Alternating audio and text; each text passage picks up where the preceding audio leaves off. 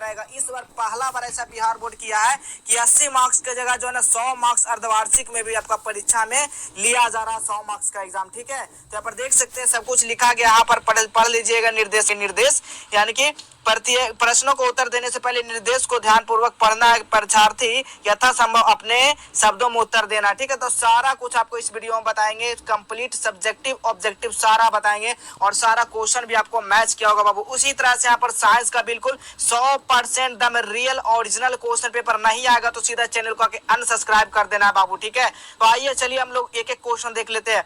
तो पहला क्वेश्चन यहाँ पर देखिएगा, क्वेश्चन क्या पूछा जा रहा है, यदि कोई वस्तु समय के साथ अपनी स्थिति बदलती है तो वह होती है, वो क्या हो जाती है, वो गतिशील। ठीक है, वो क्या होती है, गतिशील होती है। ऑप्शन नंबर यहाँ पर भी बिल्कुल सही जवाब होगा। अगला क्वेश्चन देखिएगा, चाल की एसआई इकाई, चाल का एसआई इकाई क्या होता है, मीटर सेकेंड होता है। क्या होता है बाबू, मीटर सेकेंड होता है। ऑप्शन नंबर यहाँ पर भी बिल्कुल सही जवाब होगा। अगला क्वेश्चन देखिएगा, हाफ ईयरली यहाँ पर लिखा रहेगा क्लास 9, देख सकते हैं। और हिंदी और संस्कृत के जिस तरह से मैच किया था ना उस तरह से साइंस और एसएसटी यानी कि सोशल साइंस भी आपका 100% आपको मैच करेगा, तो हम गारंटी के साथ कहते हैं। यदि आप लोग इस वीडियो पर 500 लाइक आप लोग कंप्लीट करते हैं तो सोशल साइंस का पेपर जल्द ही उपलब्ध करा दिया जाएगा और आप लोग वहां से देखकर आप लोग परीक्षा में एकदम 100 में 100 कर आएंगे बाबू। ठीक है, देखिएगा तीसरा नंबर क्वेश्चन, चाल और वेग में क्या अंतर है। चाल और वेग में जो है ना क्या अंतर होता है, वेग जो है क्या है सदिश और चाल क्या है अदिश है। ठीक है, तो यही हमारा अंतर है, ऑप्शन नंबर सी हो जाएगा। नेक्स्ट क्वेश्चन देखिएगा, चौथा नंबर क्वेश्चन, त्वरण का एसआई मात्रक क्या है जी। त्वरण का एसआई मात्रक पूछा गया मेरे दोस्त, तो त्वरण का एसआई मात्रक होता है मीटर बटा सेकेंड होता है। ऑप्शन नंबर यहाँ पर चौथा का ये बिल्कुल करेक्ट जवाब हो जाएगा। अगला क्वेश्चन देखिएगा, अगला क्वेश्चन है 5 नंबर क्वेश्चन, यदि कोई वस्तु विराम से चलना प्रारंभ करे तो उसका प्रारंभिक वेग क्या होगा, उसका प्रारंभिक वेग जो होगा वो शून्य हो जाएगा। ठीक है, अगला क्वेश्चन देखिएगा, अगला क्वेश्चन है 6 नंबर क्वेश्चन, एक वस्तु 10 सेकेंड में 100 मीटर चलती है, उसकी चाल क्या होगी, उसकी चाल पूछा गया बाबू, तो उसका चाल आप लोग निकालेंगे ना, 10 दहाकों कितना होता है 100। ठीक है, आप लोग उसको काट कर दीजिएगा, 10 दहाकों कितना होता है 100, ये 10 बार में यानी कि 10 मीटर सेकेंड हो जाएगा। ऑप्शन नंबर भी बिल्कुल करेक्ट जवाब हो जाएगा। अगला क्वेश्चन देखिएगा आप लोग, अगला क्वेश्चन है 7 नंबर क्वेश्चन, किसी वस्तु की विस्थापन और दूरी समान हो यानी कि हो सकती है जब वो क्या हो, वो गति रेखीय हो, वो क्या हो, गति रेखीय हो। ऑप्शन नंबर भी बिल्कुल सही जवाब होगा। नेक्स्ट क्वेश्चन देखिएगा, गति का रेखा चित्र दिखाता है, गति का रेखा चित्र क्या दिखाता है जी, तो समय और दूरी का संभव दिखाता है, बिल्कुल सही जवाब, ऑप्शन नंबर ए हो जाएगा। नेक्स्ट क्वेश्चन देखिएगा 9 नंबर क्वेश्चन, यदि कोई वस्तु वृत्ताकार गति में हो तो उसका वेग क्या होता है, अपरिवर्तित रहता है। क्या होता है जी, अपरिवर्तित रहता है, यानी कि परिवर्तित नहीं होता है। ऑप्शन नंबर ये बिल्कुल सही जवाब होगा।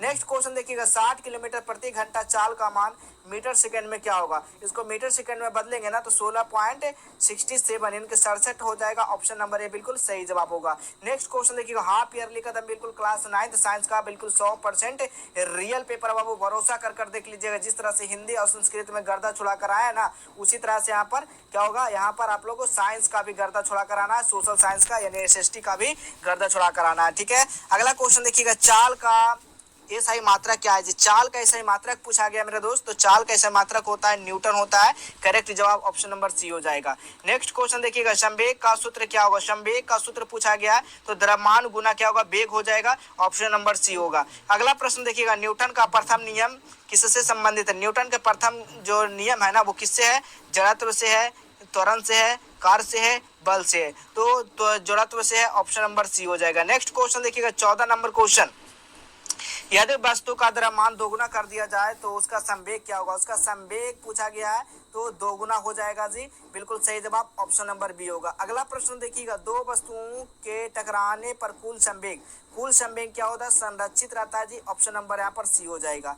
अगला प्रश्न देखिएगा, घर्षण एक उदाहरण है, घर्षण एक उदाहरण है किसका, तो याद रखिएगा आप लोग, घर्षण एक उदाहरण है यानी कि संपर्क बल का उदाहरण है। ऑप्शन नंबर सी हो जाएगा।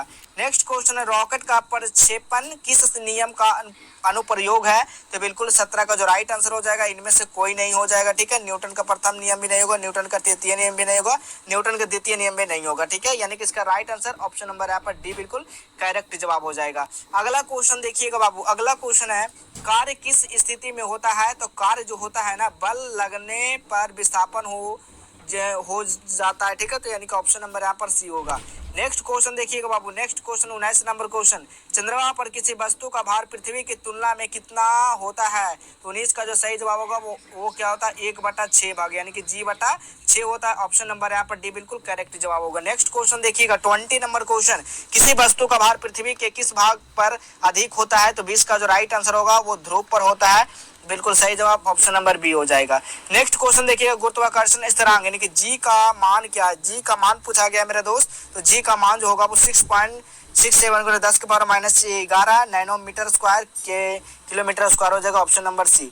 अगला प्रश्न देखिए गुरुत्वाकर्षण बल का सूत्र क्या होता है? गुरुत्वाकर्षण बल का सूत्र पूछा गया है, तो आपका ऑप्शन नंबर यहाँ पर बी बिल्कुल सही जवाब हो जाएगा। अगला प्रश्न देखिएगा 23 नंबर क्वेश्चन, द्रव्यमान की एसआई इकाई क्या होता है? द्रव्यमान का एसआई इकाई होता है न्यूटन होता है जी, तो याद रखिएगा ऑप्शन नंबर बी हो जाएगा। अगला क्वेश्चन जानने से पहले आपको बता दें कैसे सब्जेक्टिव क्वेश्चन कहाँ से डाउनलोड कर है। द्रव्यमान और वजन के बीच क्या संबंध? द्रव्यमान और वजन के जो बीच का संबंध जो होता है ना, वो W माइनस क्या होता है? GM होता है। ऑप्शन नंबर ए हो जाएगा। अगला प्रश्न देखिएगा, अगला प्रश्न है 25 नंबर क्वेश्चन, किसी वस्तु का भार चंद्रमा पर कम क्यों होता है? तो कम क्यों होता है? जो है ना गुरुत्वाकर्षण के कारण जो है कम होता है। ऑप्शन नंबर बी हो जाएगा। नेक्स्ट क्वेश्चन देखिएगा 26 नंबर क्वेश्चन, मुक्त पतन में वस्तु का त्वरण क्या होता है? तो मुक्त पतन में जो 9.8 मीटर स्क्वायर होता है। ऑप्शन नंबर यहाँ पर बी हो जाएगा।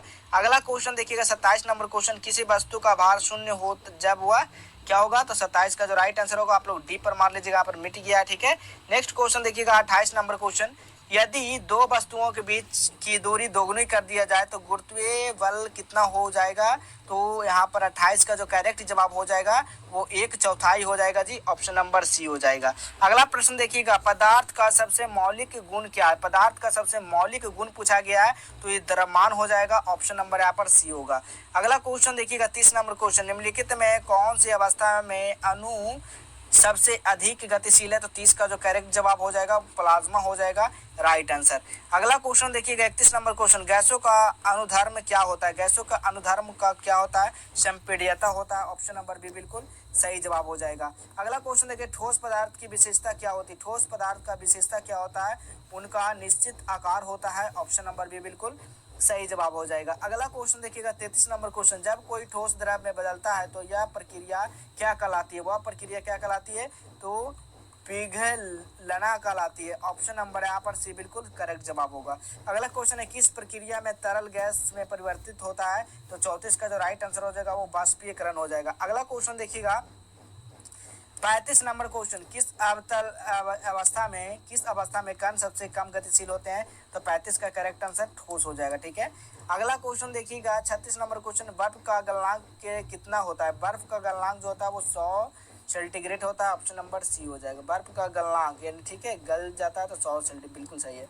नेक्स्ट क्वेश्चन है, निम्नलिखित में कौन संघनन का विपरीत है? संघनन का विपरीत कौन सा है? जमना जो है ना संघनन का विपरीत हो जाएगा। अगला प्रश्न देखिएगा 38 नंबर क्वेश्चन, उष्मा का एसआई मात्रक क्या होता है जी? तो उष्मा का एसआई मात्रक जूल होता है। ऑप्शन नंबर सी हो जाएगा। नेक्स्ट क्वेश्चन है, निम्नलिखित में से कौन ऊर्ध्वापातज पदार्थ है? तो 40 का जो राइट आंसर हो जाएगा वो कपूर हो जाएगा। ऑप्शन नंबर बी हो जाएगा। नेक्स्ट क्वेश्चन देखिएगा 41 नंबर क्वेश्चन, वाष्पन की प्रक्रिया से उत्पन्न होती है, क्या उत्पन्न होती है? तो ठंडक उत्पन्न होती है। ऑप्शन नंबर ए हो जाएगा। नेक्स्ट क्वेश्चन देखिएगा 42 नंबर क्वेश्चन, शुद्ध पदार्थ क्या होता है? तो शुद्ध पदार्थ जो है एक ही प्रकार के कण होते हैं। ऑप्शन नंबर ए हो जाएगा। ठीक है। नेक्स्ट क्वेश्चन देखिएगा 43 नंबर क्वेश्चन, मिश्रण क्या होता है जी? तो मिश्रण जो है आपका दो या दो से अधिक पदार्थों का जो होता है वो मिश्रण कहलाता है। ऑप्शन नंबर डी हो जाएगा। तो सभी लोग फटाफट साइंस का पेपर आप लोग को डाउनलोड कर लेना है, सब्जेक्टिव और ऑब्जेक्टिव दोनों। कैसे? तो गूगल पर जाकर आपको सर्च करना है जस्टवेल हेल्प।